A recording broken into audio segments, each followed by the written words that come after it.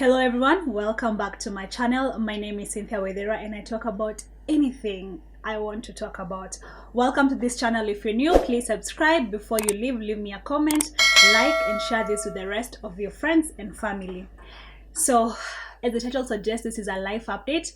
Where have I been?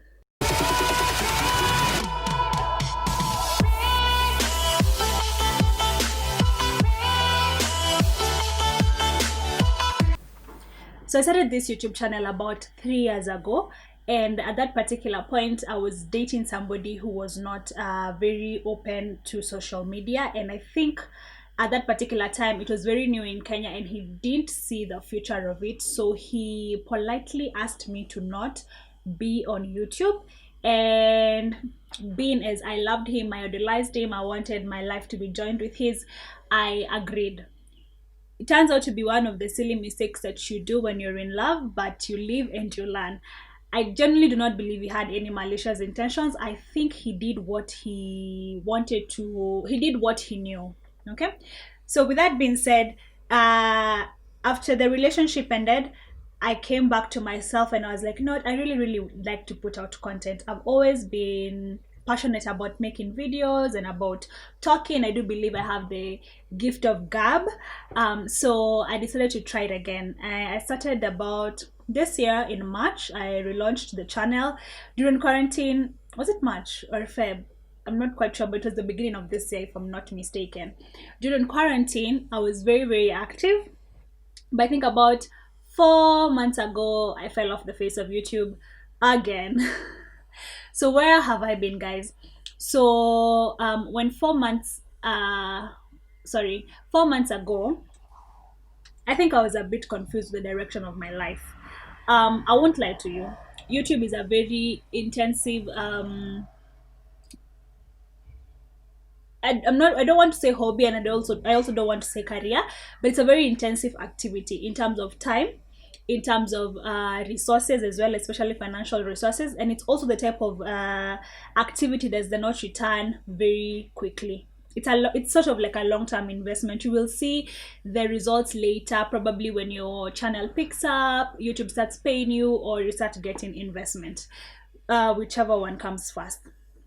So I think I was getting a bit frustrated with the growth of my channel. I was just feeling a bit, it's not happening as fast as I felt it should have, which is a bit of entitlement from my end, to be honest.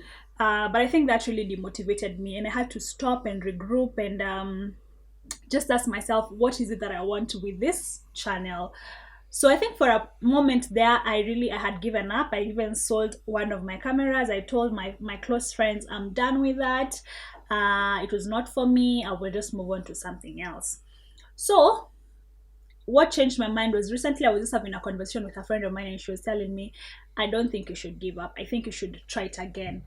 And she really inspired me, and I was like, no, what, I'm gonna pick up this camera back up.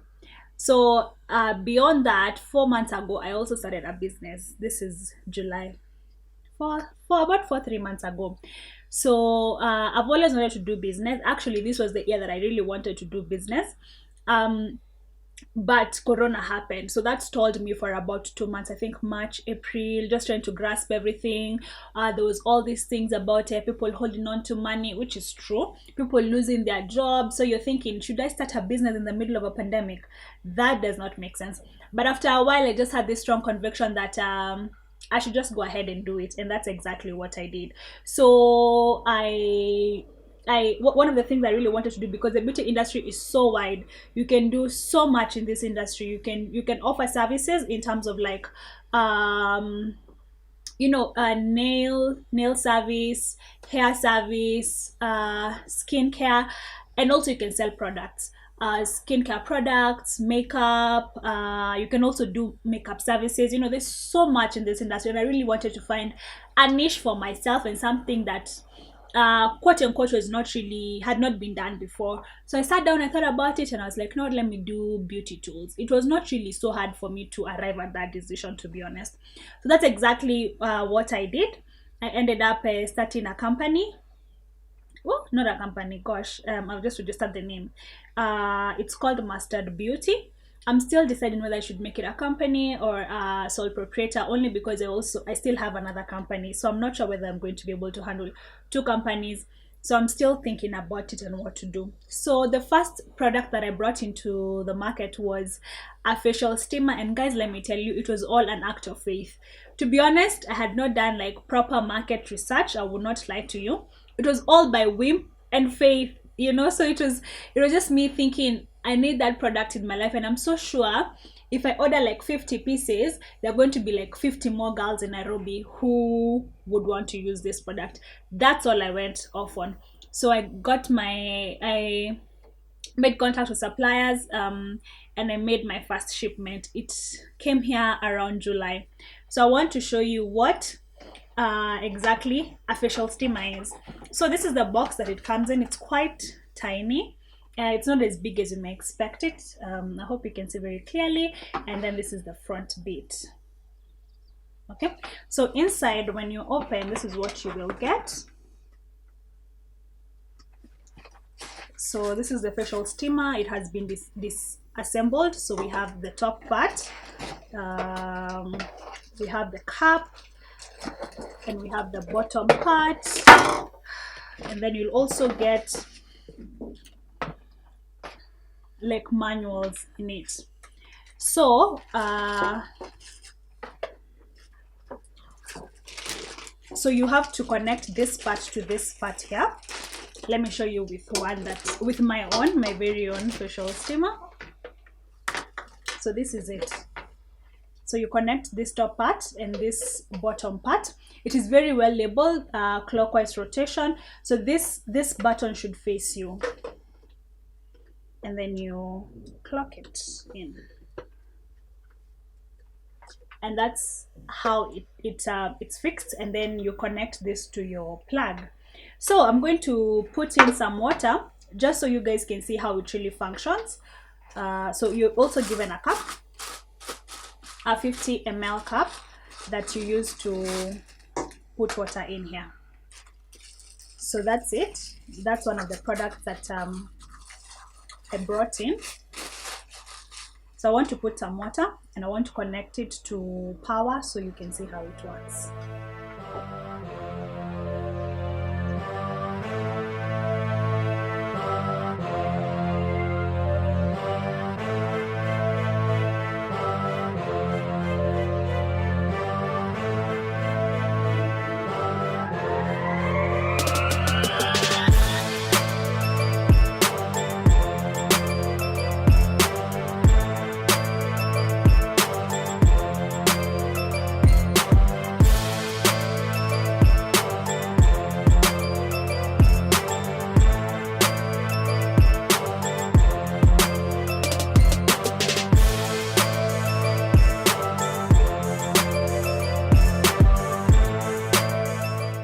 The second product I brought in later on, I brought in the first shipment, sold everything within a month, glory to God.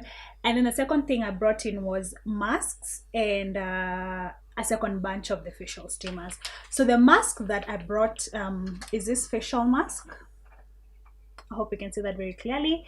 And the reason why I brought this mask, it's because, one, I believe masks are very important for hydrating and moisturizing. They're such a low-hanging fruit when it comes to like the skincare pyramid. And also this really had my intention of the fact that it was a hemp CBD mask, and you guys know what hemp is, right? So one of the questions that I get frequently regarding this mask, it's whether it's gonna make you high. It's not going to make you high in any way, shape, or form. It will not intoxicate you in any way, shape, or form.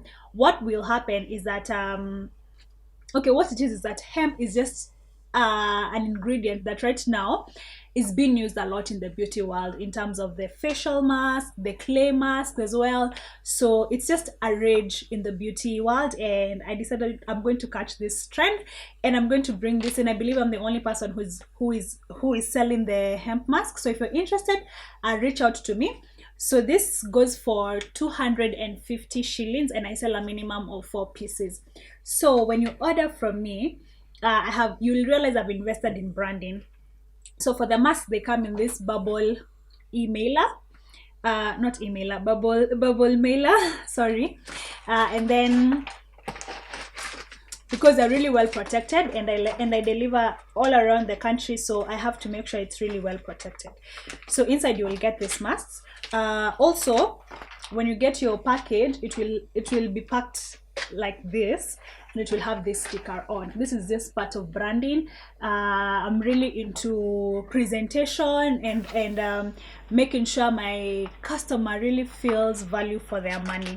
So even for the steamer, it also has a bag. Right, currently I've finished all my second bunch of steamers, and so also my bags have also, they're also, I don't have any bags left, that's what I'm trying to say, but I'm gonna insert a video of how the or a picture of how the bag looks.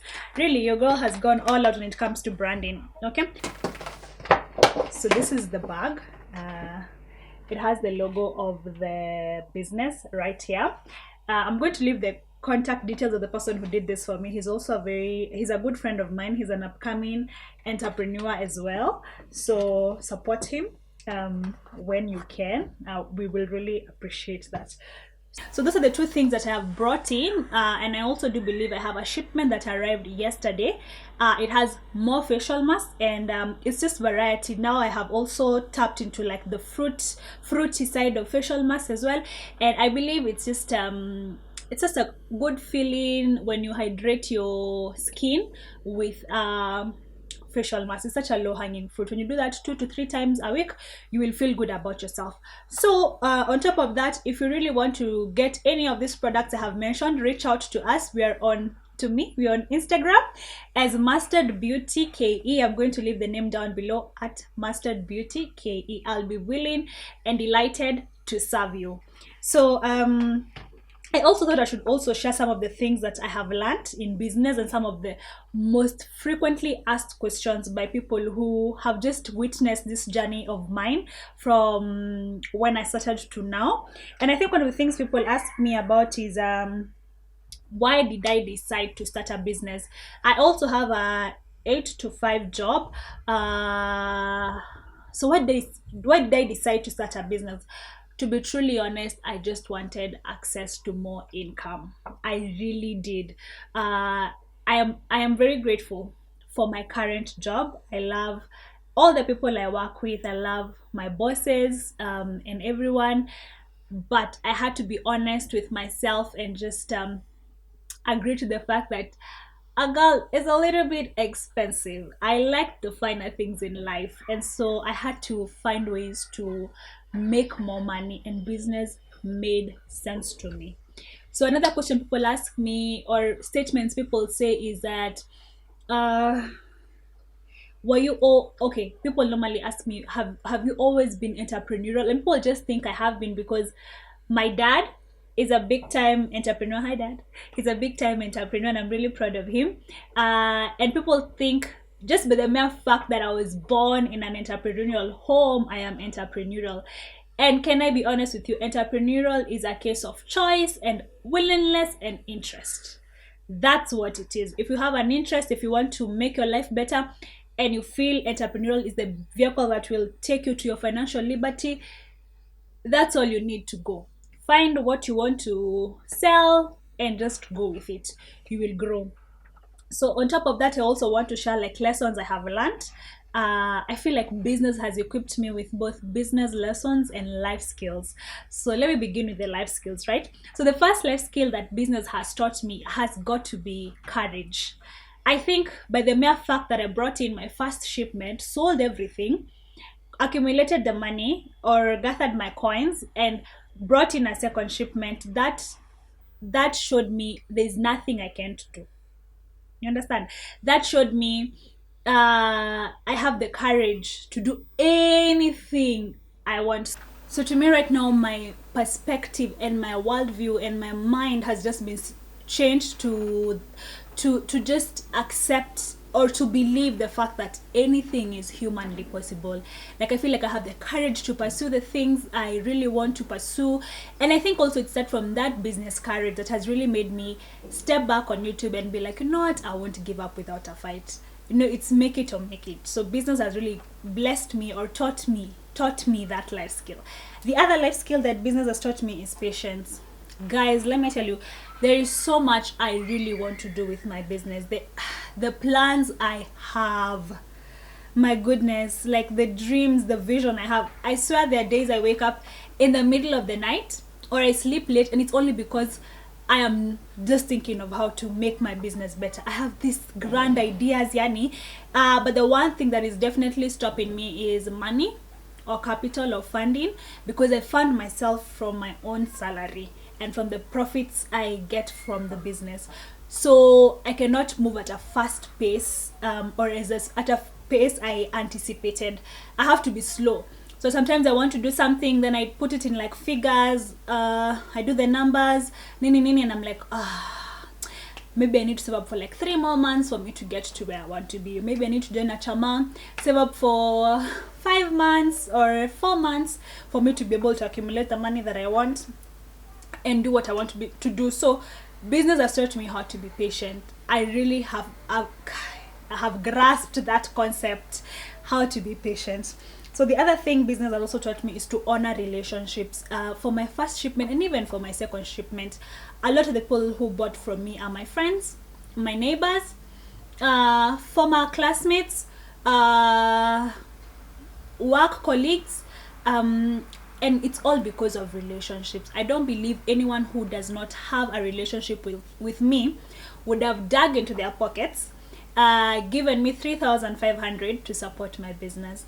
So it has really taught me to honor relationship. And I think one of the things that blew me away, 3 particular customers, 2 of them are men. They decided to buy the facial steamers for their wives, and they just did it because they believe in me, and we are good. I want to believe we have good relationship, we're good friends, and so they didn't understand it. I just tried to convince them. They're like, no, well, later nitapelekea wife. And their wives, they were so happy. So I got messages like, oh, she loved it. So those 2 customers, I think, will always stand out. And I think they're the only 2 men who have bought from me. So that has showed me that you need to honor relationships. Then the other one that really blew my mind was when I brought in my first shipment, a friend of mine, a former classmate from Daystar, Wendy. Hi, Wendy. She's now in the UK. She's been there doing her master's, and she placed her order on my first shipment. And I asked her, when are you coming back into the country? She said, I don't know. I really don't know, because one, Corona, then of course her studies, then the whole decision of staying or coming back home. She just told me, I don't know. And she bought my steamer, and I still have her steamer with me. And she just told me, when I come back, I'll get it. The plan was to deliver to her mom, but I'm yet to hear from her, but I think I'll reach out. But that really blessed me, because they supported my business, they bought from me, I grew my money.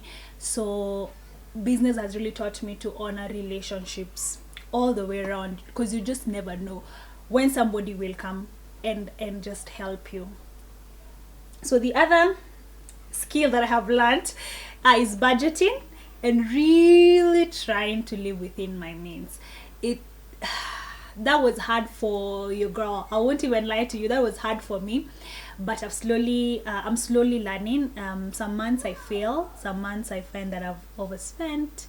But like I said, once I am down, I don't stay down. I'll wake up and keep it pushing.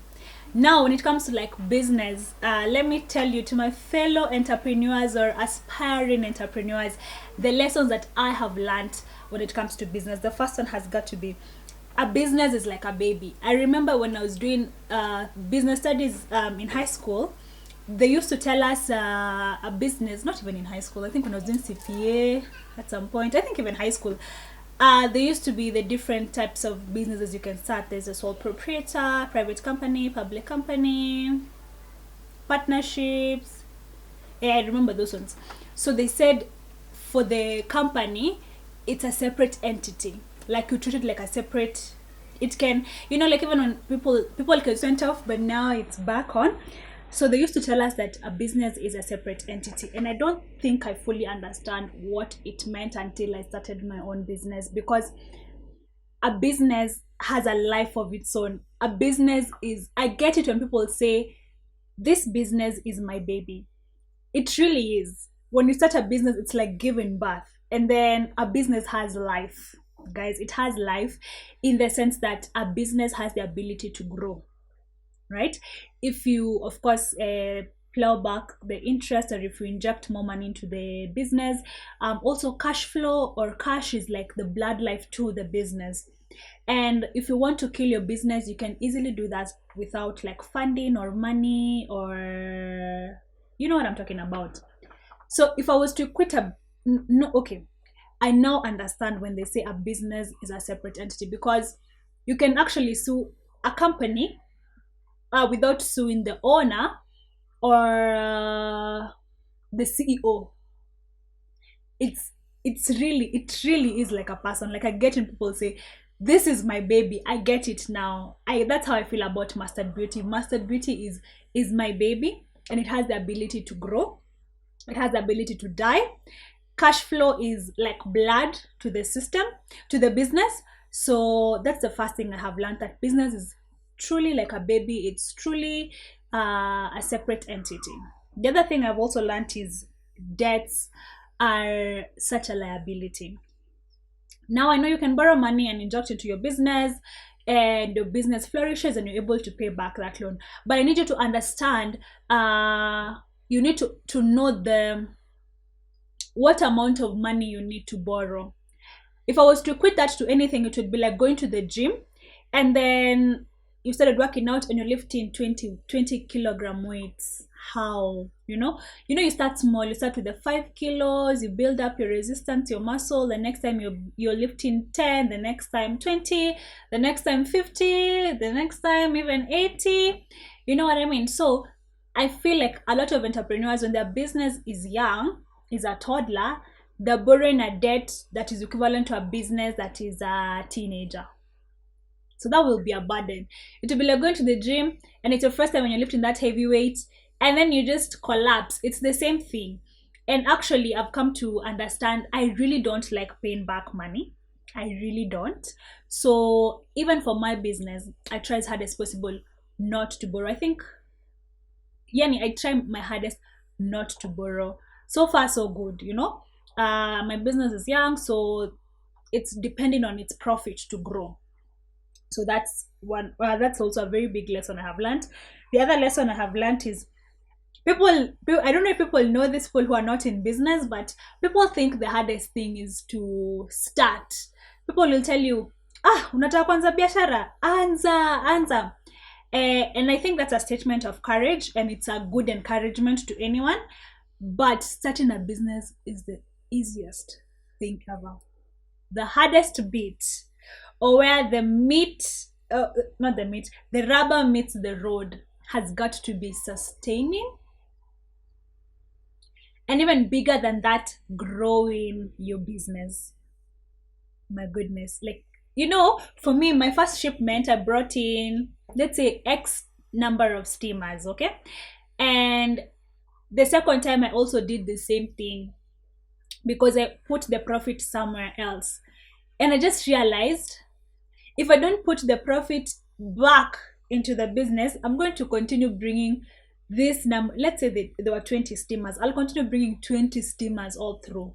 You understand? So, yes, I started the business. Kudos to you, Waithera, for starting.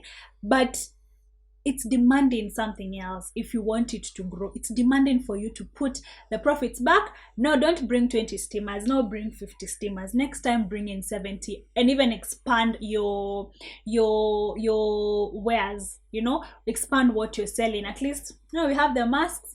The next thing I also want to bring, I'm still deciding between a few things. So business has taught me that starting a business is the easy part, but growing and sustaining a business, that is where the catch is. And let me tell you, I have newfound respect for entrepreneurs who have been in the game for long and the business is growing. Newfound respect for my own dad, who has been in the business for even before I was born, and I am 26, and he has sustained himself and he has grown. I have a newfound respect for anyone who, gosh, I just have newfound respect. It's very easy to kill a business. It doesn't matter the magnitude. And a very good example, and sorry to say this, but Nakumat, it was such a big business, but it came tumbling down. See what is happening to Taskis, guys, as we speak. What was the other Uchumi as well? Whether it was the ignorance from the people in government, I don't know, but that business came tumbling down. So that goes to show you, to start is very easy, but to maintain and to grow, that's where the catch is. The other thing business has taught me, I now understand when people say my business is worth, let's say 10 million. I think before, when somebody would say my business is worth 10 million, I would think, uko na hiyo pesa yote kwa bank. But I remember there's a time I went to see Peter Ndwati, that's the owner, the founder of Resolution Health, because Resolution Health is a company on its own, it's a separate entity. And I remember he used to say people normally think he's so loaded because he has an insurance company that is doing it. And I was like, yeah, you are. And he was like, the value of the business is not the value of what I have in the bank. You understand? And I was like, wow. Because some entrepreneurs pay themselves. It's just that salary is really good. And also you find that since you're the owner of the business, you have the access to money. You can play around with the money. You can decide, let me buy my car. And then somewhere else you'll get some other money you can put back in. You understand? So the beauty of business is that you have access to money. But it doesn't mean that is your money. I don't know if I'm making sense. Like, okay, you listen to people say, like, the richest people in the world, Bill Gates. It's not Bill Gates right now. I think it's Jeff Bezos. He's like, worth 1 billion. Amazon is worth 1 billion. And you're thinking he has 1 billion. He does not have one. Well, I don't know. Maybe he does. I don't know. But I feel like if that's the net worth of his business, that's not the amount of money he has in the bank. So I've started to understand some of those terminologies when it comes to business. The other thing I'll also say business has taught me is really to focus. Guys, I have so many ideas in my head for my business. I want to do this, I want to do that, I even wanted to start another company, not another company, a branch under Mustard. I would call it Mustard Merchandise, because I wanted to do something apart from beauty. But I quickly realized if I don't focus on beauty will not grow. I need to focus on Mustard Beauty for it to grow, to become a strong tower or a tree, so I can do Mustard Merchandise. So that will come later on. And sometimes it's so painful when you have an idea and you really cannot act on it immediately. It's really, really painful, but such is life. You learn. Lastly, the last lesson I've learned in business is how to be futuristic. Business has really helped me to be able to look into the future and say, in 2021 December, this is what I want to be doing, and then begin to work backwards.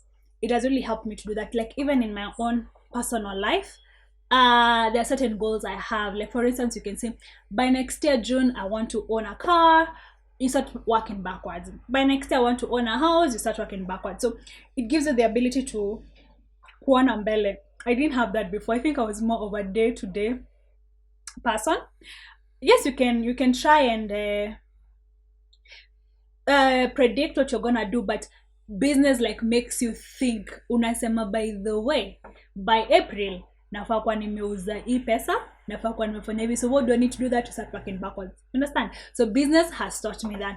So guys, that's it from me when it comes to business. I think I can have a conversation the whole day about business, and actually because of that, we do have a live between me and my other boss babe. She's called Sherry Kamande, and we are going to be doing a live on Fridays every 2 weeks talking about business. This coming Friday on 23rd, it's going to be about the biggest mistakes we have made financially and even in relationships. I don't think that is something you want to miss out. So just follow me on my social media handle. That is Instagram at Cynthia Won't Lose. I'll leave it somewhere here at Cynthia Won't Lose. So I really love talking about business right now. I think it occupies my mind 80% of the time. Okay, to be fair, maybe 60, because Monday to Friday I'm doing my 8 to 5 and I also enjoy doing that. But I really, really love to talk about business and also to inspire other people, because I know there was a time I was really, really afraid to do business. But guys, to be honest, I've experienced so much liberty financially that I would not even want anyone else to miss out on this. If it's possible, and it is possible, please jump on this bandwagon. Please don't think you cannot do business. You guys, what is so hard about looking for goods?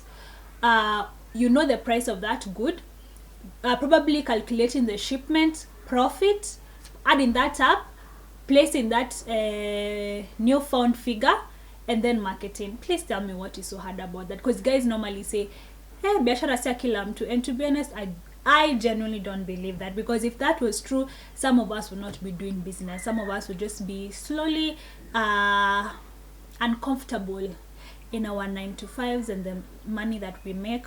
So I think business is just a matter of interest, and I think I've said that and I'm not gonna repeat myself. So tupatane pale Instagram at Cynthia Won't Lose. I'll see you guys on Friday, and as we talk about the biggest mistakes we've made financially. And if you have any question, leave it in the comment below. I'll be very sure to answer. And above all, please don't let fear stop you from starting a business. So until next time, bye guys.